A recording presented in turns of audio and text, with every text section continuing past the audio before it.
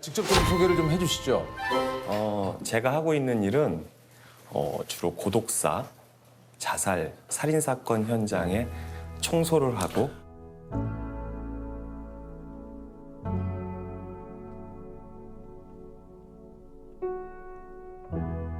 일주일 안 됐겠어? 일주일이 뭐야? 2주일 넘었네. 돌아가신 분들의 유품을 정리를 해드리는 일을 하고 있습니다.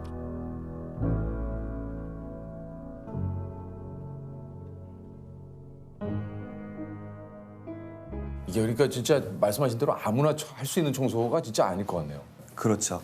보통 이제 바로 발견되지 않고 사후 3일에서 뭐 길게는 3달 만에 발견되시는 경우들도 있기 때문에 그런 현장에 악취도 있고 세균도 많고 그러다 보니까 이제 저 같은 청소 전문가가 가서 청소를 하고 있습니다. 특수 청소를 시작한 지는 얼마나 되셨나요?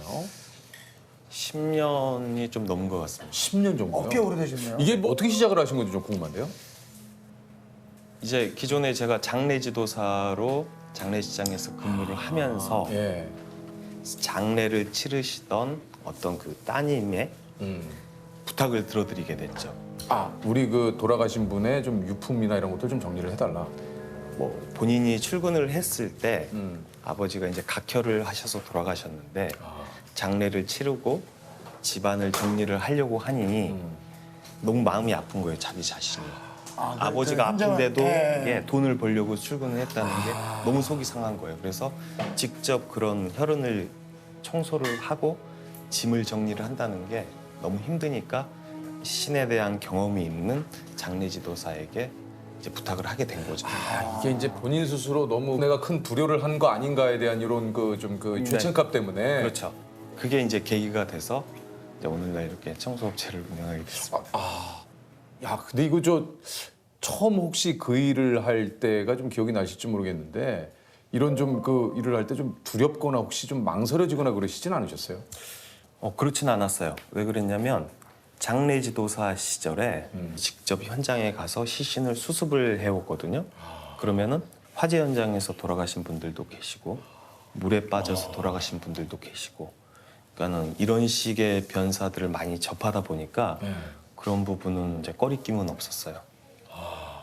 아니 그 특수청소는 지금 의뢰를 어떤 식으로 좀 받게 되는 건가요, 이게요? 보통 유족분들이 뭐 광고를 보고 전화를 주신다거나 네네. 아니면 집주인분들이 연락을 주신다거나 그래서 상담을 하고 이제 진행이 되죠. 이게 좀 그 비용은 실례지만 어떻게 되는 겁니까? 사실 뭐 비용이 많지는 않은데 폐기물 금액에 인건비, 소독비 이렇게 하면 저희가 한 10평 정도 되는 집 청소를 하면 한 200에서 250만 원 정도.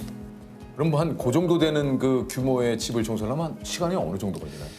7시간에서 8시간 정도 걸리죠. 7시간에서 야. 네. 저희가 이제 1차적으로 소독을 하고요. 소독을 하고 현장에 진입을 하죠. 네. 이제 간단하게 묵념을 하고 일이 시작이 되는데 모든 짐들은 전량 비닐 포장을 해서 반출을 해요. 네. 아무래도 외부로 나가는 악취를 최소한을 시키죠. 근데 요즘 같은 날씨는 이제 더워서 에어컨들을 틀고 지내시니까 문들을 닫아놓지만 봄, 가을 정도 되는 계절에는 창문들을 열어놓고 그쵸. 생활하시거든요. 네네. 그러면은 이제 냄새들이 다 나가죠. 그러면 이제 동네에서 난리가 나요.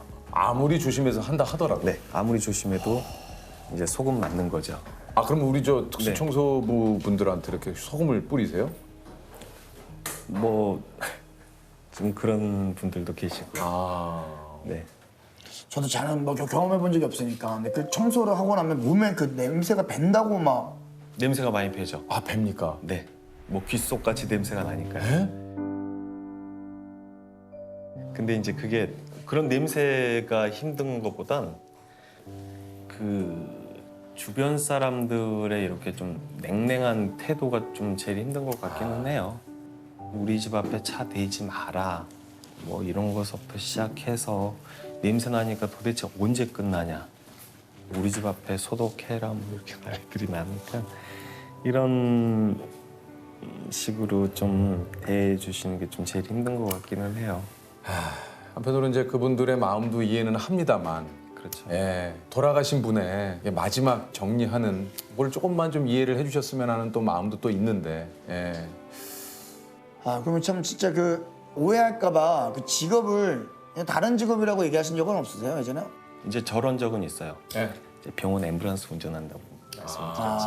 아무래도 그게 좀 좋지는 않거든요. 시선이 보통 보면 못 배우고 좀 이런 뭐 정말 직업적으로 가진 거 할 없는 사람들이 그리고 야 빌어먹더라도 그런 건 하지 말아라고 생각하시는 분들이 더러 있었기 때문에 완전 뭐 그분들이 잘못된 거죠. 아주 잘못된 거죠. 또 뭐 직업에 진짜 말 그대로 우리가 늘 들었지만 귀천이 어디 있습니까? 혹시 좀 모든 현장이 다 이렇게 뭐 사연이 있고 뭐 힘드시겠지만 이게 시간이 지나도 좀 잊혀지지 않는 그런 현장들이나 뭐 또 좀 기억이 좀 있으실 것 같아요. 한 10년 전쯤에 어머니를 이제 존속 살해하고 뭐 시신을 오랫동안 방치했던 아들이 이제 경찰에 붙잡히는 일이 있었죠. 아 이거 뉴스에서도 그 본 적이 있는 것 같기도 한데요. 반에서 1, 2등을 다투던 우등생. 하지만 어머니는 전교 1등도 아닌 전국 1등, 또 서울대 법대만을 강요했습니다.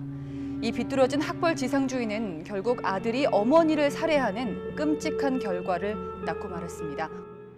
공부를 너무 강압적으로 시키다 보니까 발생한 일인데 그날도 이제 시험 성적이 좀 떨어져서 그날 혼날 거를 두려워하는 아들이 잠자고 있는 엄마를 살해한 경우죠. 그래서 이 김장용 비닐봉투에 꽁꽁 묶어서 안방에다가 이제 넣어놓고 그래도 냄새가 나오니까 방문을 실리콘으로 다 바르고 또 청테이프로 바르고. 근데 이제 이혼했던 그 아버지가 어머니하고 소식이 닿지 않자 이제 열쇠 수리공을 불러서 집을 따고 들어가게 됐고 그런 현장을 보고 세상에 좀 알려지게 됐죠. 아 이게 어렴풋이 좀 기억이 나네요. 이게 8개월 동안 안방에 그 어머님의 8개월이요? 이 시신을 좀 방치를 하고 그래서 그곳을 또 특수 청소를 하셨군요. 네, 그렇죠. 그래서 오늘 약간 좀 주제 자체가 좀 무거워서 네. 그런지 그래도 좀 평소에 좀 언제 좀 웃으세요 그러면? 아니 항상 자주 웃어요. 웃으세요? 네. 근데 지금 이야기가 좀 그래서 그런가? 아니 이제 그때 당시 현장을 생각하고 네. 그러면은 뭐 갑자기 좀 우울해지기도 그쵸, 하고. 그쵸. 네, 감정이입이 안 그죠. 될 수가 없어요. 네. 하다 보면요. 그런 경우 중에 하나가 저도 이제 몇 년 전에 딸아이를 키우고 있는 입장에서 저희 아이가 한 3살 정도 됐을 무렵인데요. 현장에 갔는데 딸을 키우던 젊은 아빠가 그 딸을 먼저 이렇게 보내고 자기도 이제 이렇게 목을 매달아서 생을 마감한 사건이 있었는데 딸 아이 주변으로 걔가 좋아하던 인형을 이렇게 다 둘러놨는데 그게 일을 못 하겠더라고요 그날은. 그러다 보니까 그게 또 이제 그날 그렇게 트라우마가 오더라고요. 그게. 그러니까 저도 그게 이제 처음 느껴봤던 부분인데 그 트라우마라는 게 그러더라고요. 굉장히 몸이 경직이 되면서 말도 안 나오고 막 이제 숨도 안 쉬어질 것처럼 그런 이렇게 상황이 되더라고요, 몸이요. 그곳에서 그 일을 할 수가 없었어요. 그래서 그거를 다른 이제 직원들이 이제 정리를 했고 저는 이제 일이 끝날 때까지 못 들어갔죠, 사실. 아무리 그렇더라도 그 아이들을 참 정말 예전에 제가 잠깐이지만 하루 정도 그 소방대원분들하고 이렇게 같이 촬영을 해본 적이 있는데 무조건 어떤 현장을 보더라도 빨리 잊으셔야 된다고. 이걸 잊지 못하면 이게 나중에 정신적인 트라우마로 와서 정신과에 가서 상담을 받는 분들도 계시대요. 그 소방대원분들 중에는. 마찬가지로 좀 그런 거에 대한 후유증이 조금 있지 않으실까요? 혹시 좀 감정적인 있으신가요? 좀 그런 걸 또 예. 잊기 위한 또 그래야 또 일을 하시니까. 네, 뭐 저는 이제 사실 화초를 많이 기르고요. 텃밭을 좀 해요. 그러다 보니까 그게 많이 잊혀지고 다른 데 신경을 쓸 게 없이 그 화초 가꾸고 텃밭 가꾸는 게 굉장히 많이 도움이 되더라고요. 그런 게. 네. 이게 좀 그 현장에서 유가족 분들을 마주치기도 하는데 뭐 여러 가지 또 일들이 좀 많이 있으시다 그래요.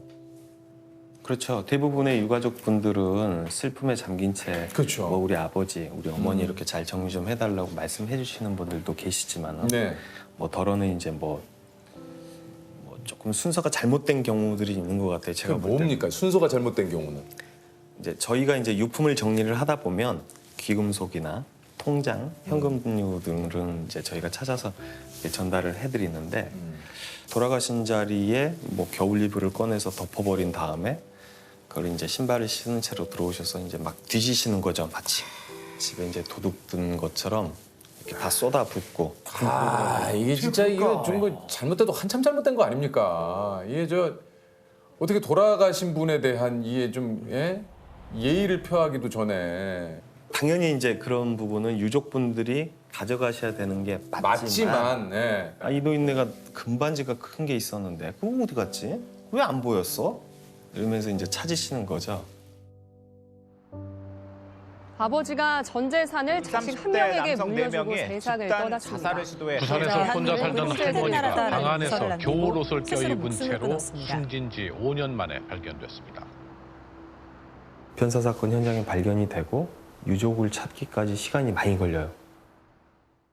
집주인이 참다 못해가지고 얼른 현장 청소부터 좀 하자. 여기 사는 사람들이 너무 힘들어하는데 일단 담당 형사가 그럼 현장을 먼저 정리를 해라. 그 부위만 청소를 좀 해놓고 하필 그 청소하는 날 유족들이 들이닥쳤어요. 누가 이걸 청소를 시켰냐. 내 동생이 집이 두 채가 있고 그래서 집문서도 있고 현금도 항상 가지고 사는 앤데 다 찾아야 된다고 나가라고. 다 뒤지더라고요. 막 고무장갑들 끼고 와가지고 다 뒤져요. 결국 그걸 못 찾았는데 이거를 못 찾았네 어쩌네 너네가 책임질 거냐 이게 실갱이를 하고 있는 사이에 아 여기 이거 액자는 누구 거냐고 할머니 할아버지 사진 찍혀 있던데 누구 거냐고 그랬더니 아유 우리 어머니 아버지 사진인데 돌아가신 지 20년도 더 됐대요. 버리래요. 트럭에 짐을 이제 실어놨더니 이걸 던지더라고요. 그래서 아유 그럼 사진이라도 빼가라고 뭐 하시는 거냐고 그랬더니 제일 큰 누나 정도 돼 보이는 이제 할머니가 야 막내 네가 가서 사진이라도 좀 꺼내와라. 근데 옛날 액자들 보면은요 뒤에 액자 뚜껑을 열면 스티로폴들로 눌러놔 있어요. 근데 그 자리를 이렇게 잘라가지고 아파트 집문서 2개하고 현금 500만 원하고 5만 원짜리로 그걸 딱 넣어놨더라고요. 거기에 개미 떼처럼 개 떼처럼 달려들어가고 그걸 가져가고 현장에 가서 보면 마치 도둑 든 것처럼 집들이 이렇게 장롱의 것들 이불 다 꺼내져 있고 막 서랍들 다 열려 있고 뒤집어져 있고 그러면요 유족이 왔다 간 거예요 다. 그런 거를 볼 때 좀 회의감이 좀 들어요. 아니 그 좀 그 고인이 남긴 유품 중에 좀 기억에 남는 게 또 좀 있으시다 그래요. 아 그분이 이제 그 간암 말기셨어요. 간암 말기가 되면서 이제 독일에 유학가에 있는 따님만 뒷바라지하고 정말 일만 열심히 하셨던 거예요. 그래서 이제 이렇게 편지를 주고받고 하면서도 자기가 아픈 내용은 전혀 전달을 하지 않고 따님한테는 그리고 이제 자기가 이제 진짜 못다 해본 거를 10가지를 적어 놓으셨어요. 그분께서 네. 뭐 TV에 나온 맛집 가보기, 뭐 정말 TV에서 나왔던 이런 풍경 좋은 곳 가보기 이런 것들을 다 적어 놓으셨더라고요. 근데 다른 건 하나도 생각 안 나는데 그 마지막 것만 생각나더라고요. 시집가는 딸의 눈에 담아가기, 눈에 담아가기 그것도. 그러니까 이 순서대로 적어진 것들이 조금 더 오래 살면은 마지막 거를 할 수가 있는 거예요. 그 순서대로. 근데 3개월 시한부를 받으셨더라고요. 약봉지들이 엄청 많아요. 근데 그런 약봉지들 중에서도 자세히 보면 마약류라고 써져 있어요. 노란색으로. 근데 그 마약류를 처방을 받을 수 있는 사람은요. 3개월 시한부 인생을 선고받은 사람들만 그 마약류 처방이 돼요. 그게. 다른 집인데 그분도 무슨 이렇게 뭐 말기암인가 그랬어요. 근데 살려고 그렇게 몸부림을 친 거예요. 그분은. 그 딱 보니까 상황버섯하고 차가버섯 덩어리가 조그만 게 있더라고요. 어디서 그런 깊은 산중들만 찾아다니는 거예요. 그래서 그걸 다 약초들 다 썰어서 말려놨더라고요. 이제 생각났는데 왜 지금도 물론 그래요. 상담만 해도 뭐를 보내드립니다, 뭐를 보내드립니다 하잖아요. 그거 딸을 주려고요. 보험회사 상담해가지고 그 물건들 좋지도 않은 것들 다 싸놨어요. 그런 사람들 되게 많아요, 아주. 휴지 부자들 아주. 아니 그 사건 현장과 고인의 그 유품만 보더라도 어떤 고인의 삶을 이제 대충 좀 그려볼 수 있을 때도 좀 있을 것 같은데요. 그렇죠. 그분의 옷을 정리하다 보면 옷의 사이즈를 알게 되고 신발을 보면 야, 이분 등치가 어느 정도 됐겠구나. 그리고 집을 이렇게 정리정돈을 잘 해놓으신 모습들 이런 걸 보면은 이분은 뭐 생전에 좀 깔끔하셨구나. 그렇죠. 예. 그런 모든 부분들을 이제 알게 되죠. 그러면서도 어떤 집에들 가면은요. 아까우니까 못 쓰는 경우들이 많아요. 새 물건들이 있어도. 양말 같은 경우도 다 구멍난 양말들을 그렇게 꿰매서 신으시고 그래요. 새 것들 다 놔두고. 그 양말들이 10년이 다 넘어가지고 다 봉투에 담아져 있는 새 거지만은 요즘 누가 그냥 줘도 신지도 않는 양말들, 그냥 줘도 쓰지도 않는 그런 냄비들. 이제 그런 부분들이 보면 좀 아 진짜 이게 화도 나고 그래요. 그럴 것 같아. 아니 왜 이걸 참나 진짜. 아이고 쓰지도 않고 말이야 저거. 아이고 이거 냄비 봐봐. 이거 진품명품 나가야 되겠어. 혼자 속으로 생각을 하면서 정리를 하게 되죠. 확실히 이제 그런 모습을 많이 보니까 좀 생명에 대한 소중함이나 뭐 이런 부분에 대해서는 좀 더 많은 생각을 하지 않으십니까? 소중하다고 생각이 드는 게 아니고요. 야 인생 더덥구나. 이렇게 진짜 목숨이 파리 목숨밖에 진짜 안 그럴 되나. 수 있을 것 같아요. 그런 생각이 오히려 더 들어요. 네. 보면 뭐 정말 애착 있게 이렇게 삶을 사시는 분들도 많거든요. 근데 그러신 분들도 혼자 이렇게 지내시다 보니까 갑자기 쓰러지셨을 때 주변에 도움을 받지 못하고 그렇게 돌아가신 모습들을 보면 참 인생 더덥다. 아 이게 좀 뭐 오늘도 이게 비도 좀 이렇게 추적추적 내리고 또 이런 얘기를 들으니까 한편으로는 또 참 이런 생각 저런 생각이 좀 많이 드는. 예.